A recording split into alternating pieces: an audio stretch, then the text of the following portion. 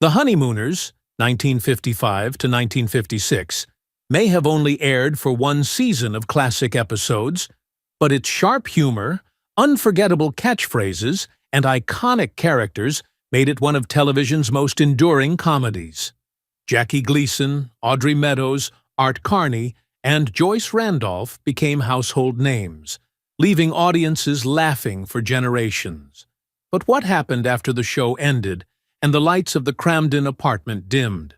Some stars went on to long, celebrated careers, others stepped away from the spotlight, and a few faced struggles that surprised fans. In 2025, the legacy of the Honeymooners lives on, but the stories of its cast are just as fascinating as the show itself. Jackie Gleason was born on February 26, 1916, in Brooklyn, New York, and was 39 when he took on the role of Ralph Cramden in The Honeymooners in 1955. Ralph, a blustery, ambitious bus driver prone to grandiose schemes, became a cultural icon through Gleason's larger-than-life embodiment of working-class frustration and lovable stubbornness. Gleason's childhood was marked by financial instability and domestic tension. Raised in a household with a distant father and a mother who struggled to provide stability, he endured ridicule and a sense of inadequacy that fueled both his humor and his drive for attention. His career skyrocketed with the Honeymooners, but off-screen he lived a tumultuous life, filled with excess, heavy drinking, lavish spending, and notoriously wild parties in hotel suites soundproofed to shield neighbors from the chaos. Gleason avoided military service during World War II due to health concerns, but cultivated an aura of rebellious charm that carried into his public persona. Despite the glitz, he had personal conflicts with co-stars and producers, and his perfectionism often created tension on set. His most serious professional challenge was balancing his multifaceted career, music, television, and live performances, without burning out or alienating collaborators. Romantic entanglements were numerous and complicated, contributing to periods of estrangement from family members. In later life, Gleason faced declining health linked to obesity and years of alcohol use, culminating in his death from colon and liver cancer on June 24, 1987, at age 71 in Fort Lauderdale, Florida. His estate was estimated at around $10 million, a reflection of both his prolific television and music career, as well as savvy investments, solidifying his legacy as one of the most influential comedians in American entertainment history. Audrey Meadows was born on February 8, 1922, in New York City, and was 33 when she took on the role of Alice Cramden in The Honeymooners in 1955. Alice, the sharp-witted, no-nonsense wife, grounded the series with her humor, intelligence, and moral clarity, serving as a counterbalance to Ralph's impulsive schemes and ensuring the show's enduring appeal. Meadows' childhood was shadowed by financial insecurity and social pressures. Growing up in a middle-class family during the Great Depression, she experienced both scarcity and high expectations, compelling her to cultivate poise, patience, and a keen sense of observation that would define her comedic style. Her career was marked by careful navigation of Hollywood's often treacherous environment. Shunning scandal while strategically leveraging her position, she successfully negotiated lifetime residuals for reruns, a rare and forward-thinking move that ensured long-term financial stability. Off-screen, she married Continental Airlines CEO Robert Six, gaining access to business circles far removed from the entertainment industry, and later held positions such as director of the First National Bank of Denver. While she largely avoided personal controversy, she faced the subtle pressures of gender bias, navigating a male-dominated industry while maintaining her professional reputation. Meadows passed away on February 3, 1996, at age 73 in Los Angeles, California, from lung cancer. Her net worth was estimated at $5 million, with the residuals from the Honeymooners reruns and her savvy investments ensuring her financial legacy. Meadows' life combined personal resilience, strategic intelligence, and comedic brilliance, leaving an enduring impact on television and establishing her as one of the most respected and iconic actresses of her era. Art Carney was born on November 4, 1918 in Mount Vernon, New York, and was 37 when he portrayed Ed Norton in The Honeymooners in 1955. Norton, the eccentric, bumbling sewer worker, served as the perfect foil to Ralph Cramden's bluster, endearing himself to audiences with his quirky logic and childlike loyalty. Carney's own early life was punctuated by hardship. The youngest of 6 children, he grew up in poverty during the Great Depression, often facing ridicule for his small stature and awkward demeanor, experiences that informed his comedic timing and empathy for underdogs. Professionally, Carney's trajectory was uneven. He faced frequent challenges transitioning from radio to television and film, battled alcoholism for decades, and suffered public embarrassment when he dropped out of major projects such as the Broadway production of The Odd Couple. His deepest career crisis came after extended periods of drinking threatened his reliability on set, forcing him to confront addiction and ultimately seek rehabilitation. Personal life challenges included strained marriages and the long shadow of wartime trauma. A leg injury sustained during the Battle of Normandy left him with a permanent limp, further complicating his self-image. Despite these struggles, Carney experienced a late career renaissance, winning an Academy Award for Harry and Tonto in 1974. He died on November 9, 2003, at age 85 in New York City of natural causes, leaving behind a net worth estimated at $10 million, accumulated through decades of television, film, and stage work. Carney's life story stands as a testament to resilience, blending personal tragedy and professional triumph in a career that left an indelible mark on American comedy. Joyce Randolph was born on October 21, 1924, in Detroit, Michigan, and was 31 years old when she assumed the role of Thelma Trixie Norton in The Honeymooners in 1955. Trixie became an enduring figure in television history. Stylish, quietly sharp, and socially astute, she offered a subtle counterpoint to the exaggerated antics of Ed Norton and Ralph Cramden, her wit and elegance elevating scenes beyond slapstick into nuanced domestic comedy. Randolph's early life was marked by economic struggle and social marginalization. She was raised in a household where financial precarity was constant, and her delicate features often subjected her to ridicule among peers, instilling a lifelong tendency to conceal vulnerability behind a composed exterior. Her career journey was similarly challenging.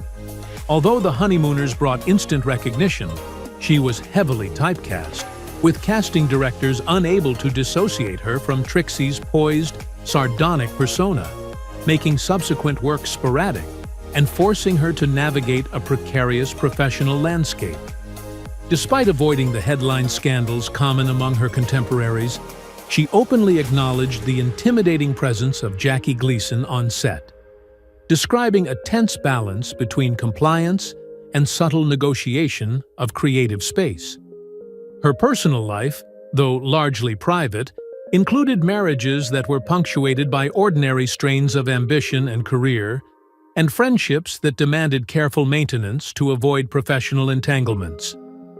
In her later years, she became a shrewd manager of her residuals, securing financial stability and preserving a measure of control over her public persona.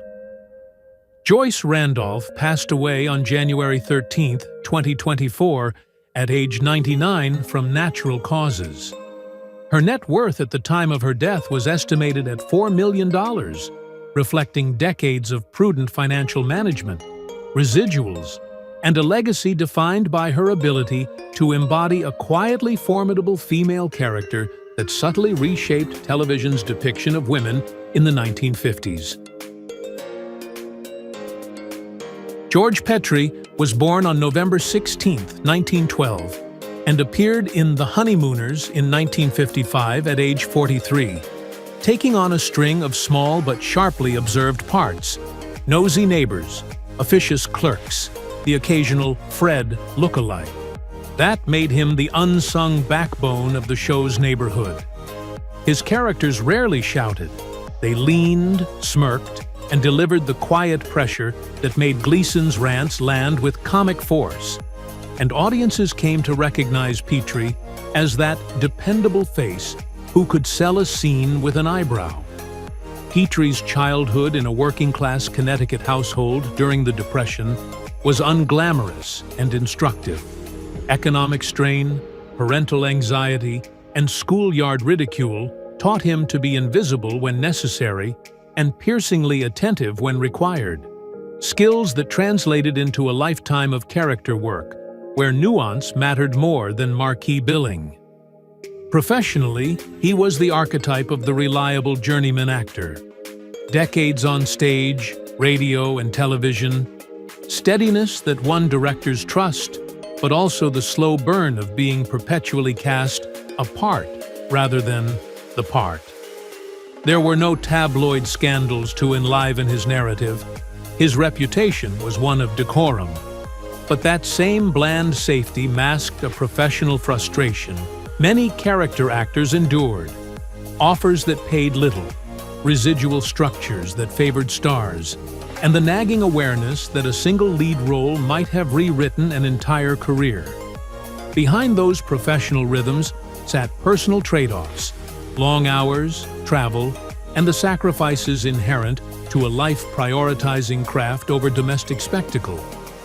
Later, illness and the particular cruelty of aging in show business chipped away at mobility and opportunities. Petrie died on November 16, 1997 in New Haven, ironically on his 85th birthday, of lymphoma, leaving an estate that commentators describe as modest and comfortably middle class. The precise net worth at death was never widely publicized, but the arc of his life reads as an insistently honest one. A man who carved dignity out of episodic work, and whose subtle contributions to early television outlived any desire for headlines. Frank Marth was born on July 29, 1922, and appeared in The Honeymooners in 1955 at age 33, inhabiting roles, Barney Dibble among them, that mixed menacing comic timing with a plausibly lived-in toughness, the kind of performance that made sitcom threats feel palpably real and elevated simple farce into sharp social satire. Marth's Hoffa meets neighborhood goon figures brought texture to the show. He could be terrifying for a beat, and then absurdly human the next, and that oscillation made viewers squirm and laugh in equal measure. Born into a scrappy New York family during hard times, Marth's boyhood involved frequent relocations, poverty, and public teasing that taught him the hard lessons of concealment and self-reinvention. He learned early that a change of accent or a crooked grin could shield pain and open doors, and those survival tactics became his craft. Career highs included steady television work across decades and memorable guest turns on series where his presence signaled dramatic weight. But like many character actors, he endured setbacks, near misses for bigger film roles, the frustration of typecasting as heavies or policemen, and the invisible ledger of residuals that rarely rewarded the steady hand. Marth managed to avoid the lurid scandals that dogged others, yet the industry's churn left scars, years of underemployment, the indignity of roles that paid little while demanding much, and the slow erosion of opportunity as television tastes shifted. He found personal stability in marriage to actress Hope Holliday, and a life largely away from tabloid frenzy. But his later years were shadowed by the twin blows of Alzheimer's disease and heart failure, which stripped public memory even as colleagues remembered his craft. Frank Marth died on January 12, 2014 in Los Angeles of congestive heart failure exacerbated by Alzheimer's at age 91.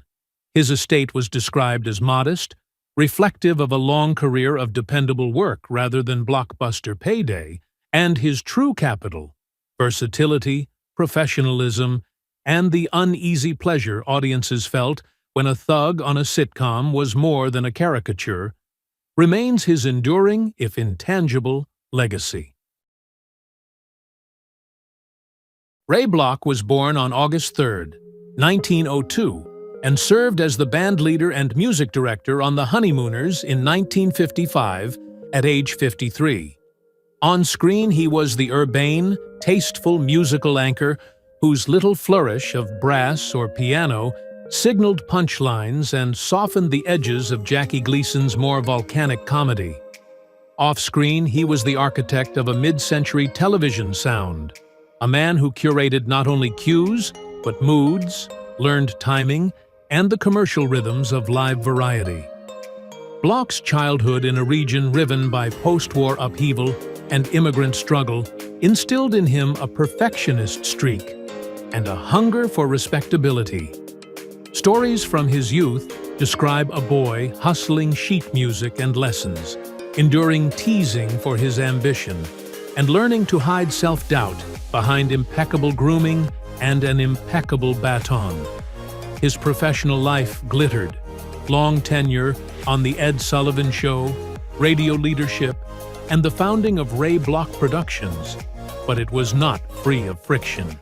He famously derided the rock revolution, predicting the Beatles would vanish within a year and publicly sneering at younger musical currents, a stance that alienated up-and-coming musicians and painted him to some as the last guardian of an outmoded taste. Bloch cultivated an empire of corporate gigs and TV royalties, yet colleagues whispered about the iron discipline he demanded. Rehearsals that bordered on tyrannical, a ledger book insistence on control, and a tendency to squeeze profits from performers who had little bargaining power. Personal life details remained deliberately guarded. No tabloid drunken brawls or lurid affairs, but those close to him recall a man who substituted work for intimacy, preserving a legacy at the cost of quieter domestic joys. Later years brought health decline and a lonely coda. He died of a heart attack on March 29, 1982, in Los Angeles at age 79. His estate, long reported to be in the millions, comprised music rights, production contracts, and a modest real estate portfolio, enough to secure his place in television's financial as well as musical history, though the exact sum fluctuates in retrospective accounts, and his cultural influence often outstrips the dollar figure. Ethel Owen was born on March 30, 1893, and played Mrs. Gibson in The Honeymooners in 1955 at age 62. Mrs. Gibson's acidic asides and dagger-ed witticisms were the perfect vehicle for Owen's lifelong specialty, playing women who could cut a man down to size with a single line. Owen's early life, thrust into the performing world as a teenager, was hard and practical. She entered the stage to help support family, learning to hide the bruises of poverty behind a cultivated stage persona that masked deep emotional labor. Her career spanned vaudeville, radio, stage, and television, and she survived eras that chewed up and spat out performers who did not adapt. That adaptability, however, came at a cost. The industry's relentless typecasting of older actresses into sharp-tongued matriarchs meant Ethel had both consistent work and a narrowing of parts that could show other dimensions of her talent. She rarely courted scandal, but she did carry the private scars common to women who worked while raising children: sleepless tours, professional compromises, and bitter negotiations for billing and pay. Her personal temperament, described by some peers as fiercely exacting, sometimes produced on-set tensions. She demanded discipline from younger actors and could be unforgiving in rehearsal, a behavior that in a harsher reading could be seen as the cost of carving a career in an industry that offered women few breaks. Owen lived a long life, saw entertainment evolve, and gently retreated from the stage before passing away on February 16, 1997, at 103. She left no tabloid skeletons, only the slow accumulation of a performer's modest earnings and the intangible wealth of a career that spanned most of the 20th century. Her financial legacy was not the stuff of estates and endowments. Records don't show lavish holdings, yet her influence lives on in the actresses who followed, who inherited a template for surviving and speaking truth on stage long after youth had faded. Jack Lescoulie was born on November 17, 1912, in Sacramento, California, and was 43 when he took on the role of network announcer for the Honeymooners in 1955, providing a resonant, theatrical voice that punctuated the series with both humor and a sense of gravitas. His upbringing during the Great Depression was marked by instability, scarcity, and early exposure to hardship, which instilled a resilience and adaptability that would serve him well in radio and television. Lescoulie's career was distinguished but turbulent. A war correspondent in World War II who flew on dangerous bombing missions over Italy, he carried the psychological weight of combat into civilian life, impacting his professional demeanor and personal relationships. Post-war, he transitioned into television, becoming a fixture on NBC's Today Show, only to resign in 1961 due to chronic exhaustion from the relentless broadcast schedule. Lescoulie was known for his mercurial temperament, occasionally clashing with producers and colleagues when improvisation or humor was curtailed, and he navigated a private life filled with intermittent, often discreet romantic entanglements. His contributions to television, transforming an announcer's role into a performance imbued with character and presence, set a precedent for subsequent broadcast talent, though they often went underappreciated in public discourse. He died on July 22, 1987, at age 74 from colon cancer.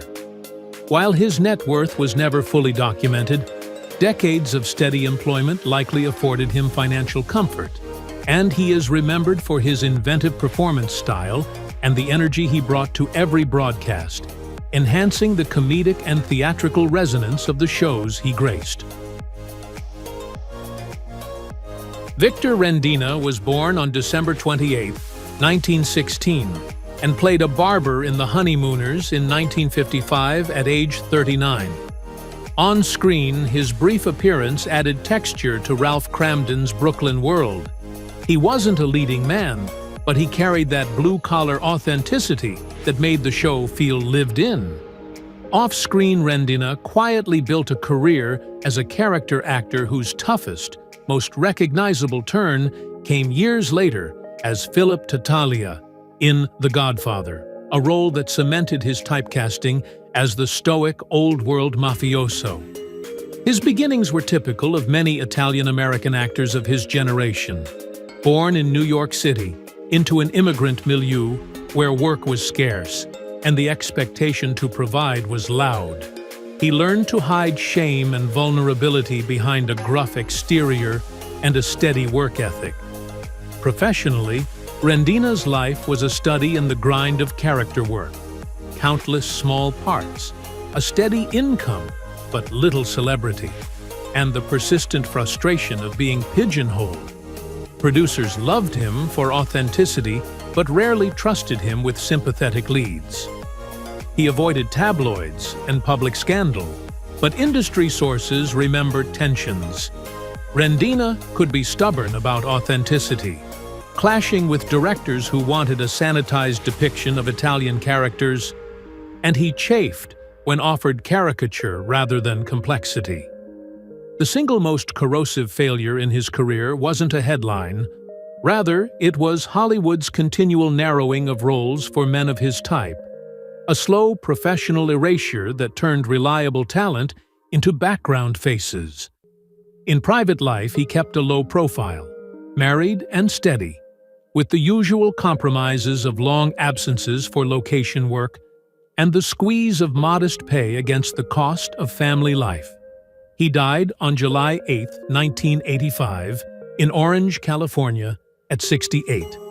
The public record lists no sensational final chapter, just the end of a steady working life. His estate was never widely publicized. Unlike film stars, his wealth came from decades of small checks, residuals, and character actor persistence rather than blockbuster paydays, leaving behind a modest legacy rather than a Hollywood fortune. Thank you for joining us on this nostalgic journey through classic television history. If you enjoyed learning about the cast of The Honeymooners and where they are now, don't forget to give this video a thumbs up, subscribe for more vintage Hollywood retrospectives, and share your thoughts in the comments below. We love hearing your memories and suggestions, so let us know which TV show or movie cast you'd like us to feature next.